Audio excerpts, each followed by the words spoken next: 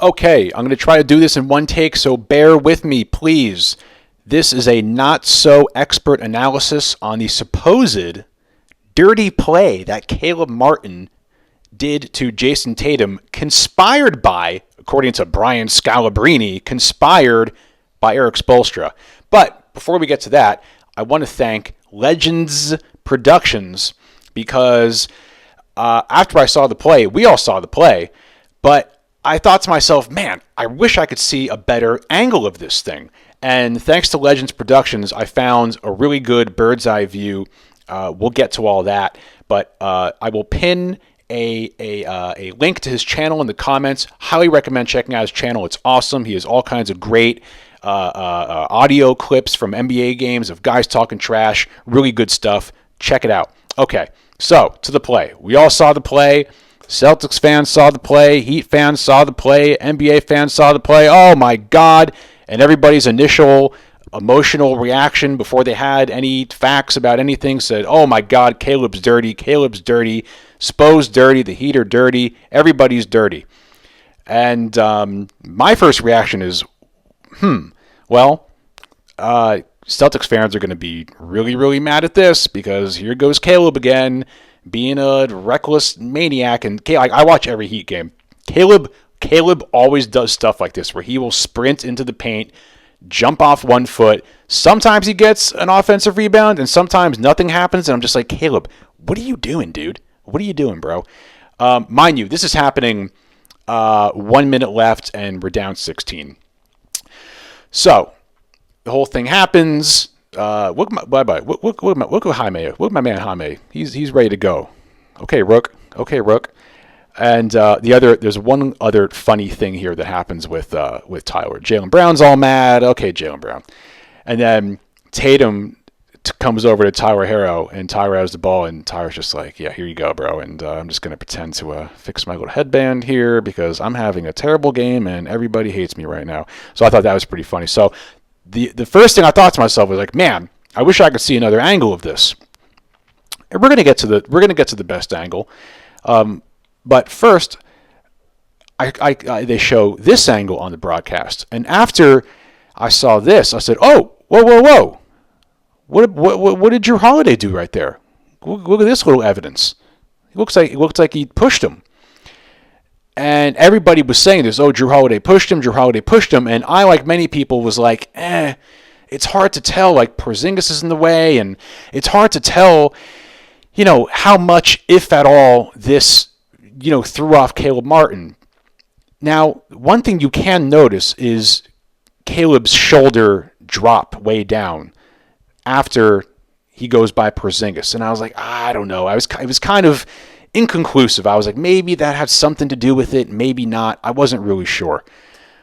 But I didn't think... I've seen Caleb do this a bunch of times. I don't think Caleb would ever try to purposely injure Jason Tatum. I just don't see that. I don't think Caleb's that kind of guy. He tries to help him up. Jaylen Brown's all mad. Oh, by the way, shout out to Jason Tatum. I mean, this is a spill, man. I mean, he took a nasty spill. My God. Oof. And shout out to Jason Tatum, man, for hopping right back up from this, man. Dude, I don't care. I don't care if you're the most ardent Heat fan out there or you hate Jason Tatum. You got to respect this guy for taking a spill like that and getting right up from that, man. I mean, damn. Tough. That's tough. Didn't complain about it. Took it like a man. Said after the game, it's playoff basketball. And that was before he even saw, if he even saw at all, this footage. This is the footage from Legends. And I don't know why I only have seen footage from this, because all the big YouTubers that posted this after this happened, none of them included this footage. I guess that was just, they didn't have this on the broadcast. I don't know what broadcast he got this from, but on this one, you could clearly see the Drew Holiday push is much more obvious, right? Look at that right there. So I'll play it in full speed and just keep an eye on Caleb's trajectory here. And you can't really appreciate it from the previous clip, but this clip, you can really see it. Watch. Boom. You could see how much his trajectory changes. So this is frame by frame. He's going in, and he's going straight at the basket here.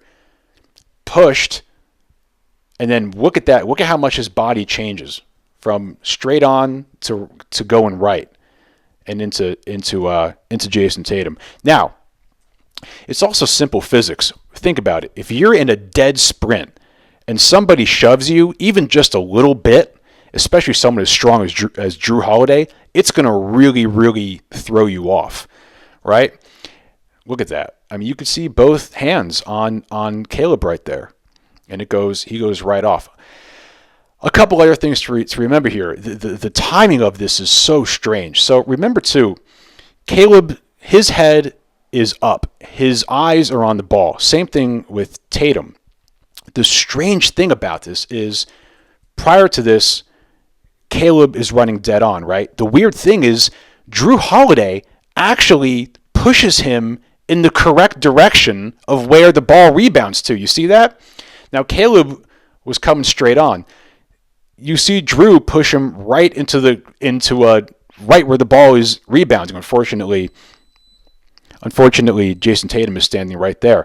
Now, if Tatum wasn't there, or if Jrue didn't push him, Caleb might have had a rebound or maybe a putback dunk. I don't know. But it's so obvious. I mean, if you're the most ardent Celtics fan and the most anti-Heat fan, the most anti-Caleb Martin fan, I don't know how you can't deny that shove is really what took out Jason Tatum. I mean, if you disagree, push back. But I mean, I don't know, man. I think it's pretty obvious that if Celtics fans should be mad at anybody here, it should be Jrue Holiday. I don't know why Jrue Holiday pushed him like that.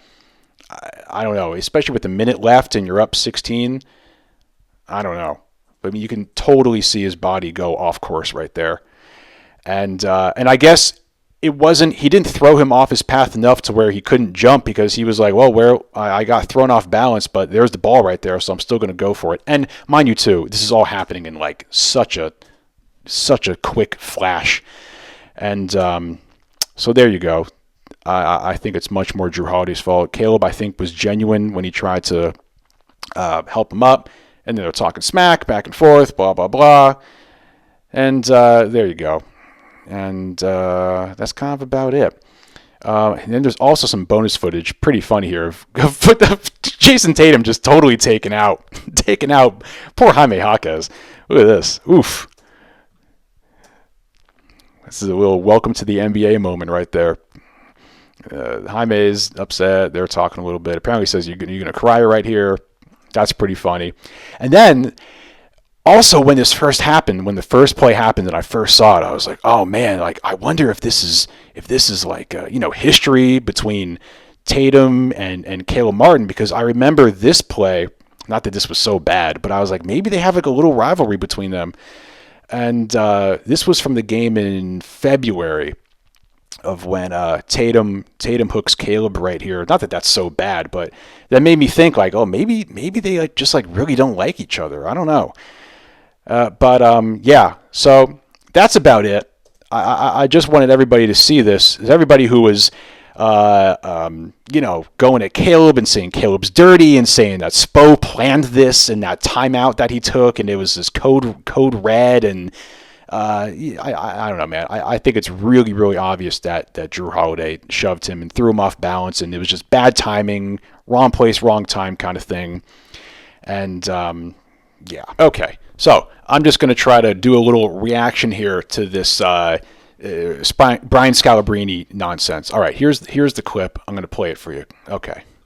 I want to break it down while we're knocking down all those threes, but here it is right here. Look at. All right, the only thing I would say about this is I'm not trying to start nothing here, but this guy had the audacity to say, I'm not trying to start nothing here, but I'm just going to throw this conspiracy out there that Eric Spoelstra called a timeout and told Caleb Martin, code red, go and take out Jason Tatum. Yeah, a guy who is considered one of the top 15 coaches of all time, a multi-time champion. He just won some poll from, I don't know, was it The Athletic or one of those places where of all the coaches that NBA players want to play for.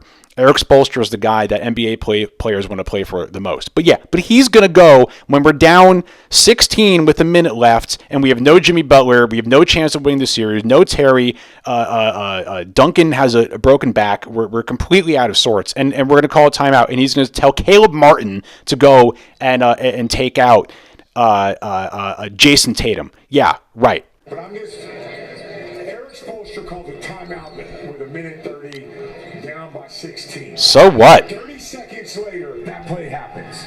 30 seconds later, why is he calling a timeout at 1:30 down 16? And then why is that play happening? And I think there was some reason. I think it was something that had to do with DeLon Wright or a challenge or a substitution. I don't know. That play right there, 30 seconds later, I don't know, man. That looks shady to me. What you call that? Code red. Explain to the people what code red means. Code red. You know, like in a few good. And this is the problem of, and I get it. It was a scary fall, and if the tables were turned, Miami Heat fans, their hair would have been on fire too. But if you're someone in the media and you call yourself a broadcast journalist and all that stuff, you have all this technology at your fingertips, right? All these camera angles. Wouldn't you want to say? Wouldn't you want to see every camera angle before you come to such a sweeping conclusion of throwing Eric Spoelstra under the bus like that, of all people, saying that he's conspiring to take out Jason Tatum, when it's obvious that Drew Holiday shoved Caleb Martin into Jason Tatum, and that Caleb Martin did not intend to do that at all. I mean, I don't know how you could look at that footage of Drew Holiday and think that Caleb Martin did that on purpose after seeing that. But these guys they see something, they have a knee-jerk reaction to it, they react with irrational emotions, and their mind goes into all kinds of ridiculous places instead of taking a breath and gathering facts and coming to a rational conclusion. But that's the media these days, whether it's sports media, political media, social media, everything it's so bad. It's so bad. Why that play right there? Why would you see that play? Why the timeout down 16? Why is Drew Holiday shoving Caleb Martin into your MVP caliber player? How about we ask that question? That's the question you should be asking. But you didn't do the slightest bit of due diligence to find the proper angles to truly analyze the play. Good sports analysis there. 1:30 left, man. I didn't like that. And you go at the best player? I didn't like that. I didn't like that. So is this them trying to send a message, or is that just a dirty play? I mean, to me, it's a dirty play. Yeah. I think anybody should look at that. Like, I think Martin should get suspended for that. That's a dirty play. You can't. Brian Scalabrine. Someone used to show that footage to Brian Scalabrine of Drew Holiday pushing him, and he really owes Caleb an apology. To say that he deserves a suspension after it's so obvious that Drew Holiday shoved him. I mean, that's ridiculous. Do that. Like, just think about that. The NBA is about the star players. The idea of winning a championship is your star players have to stay healthy. And the guy goes up and you just ram into him? Wrong, sir. Wrong. Basketball. When asked about it afterwards, Jason Tatum did his first response was that's playoff basketball. But I'm curious. The replay. You didn't see the replay either. You doofus. You big doofus. Yeah. I'm curious how it impacts the rest of the series. Number one, the NBA has to take a look. I don't know if they're going to fine him or not. I don't know if they're going to. You should get fined. Suspend him, but that's not a basketball play. I don't care what anybody says. Like, if just ramming into a guy that's jumping for a rebound, did he go for the rebound? Did he jump? It wasn't over the back. He trucked him. That's weak. To me, that's weak. Okay, so think about what he just said, and then once again, we'll go back to this footage. Boom. Boom. Boom. All right? And you can see Caleb has no control of his body right here. That's why he crashed into him like that. When you're sprinting that fast and someone pushes you like that, you're not going to be able to control yourself.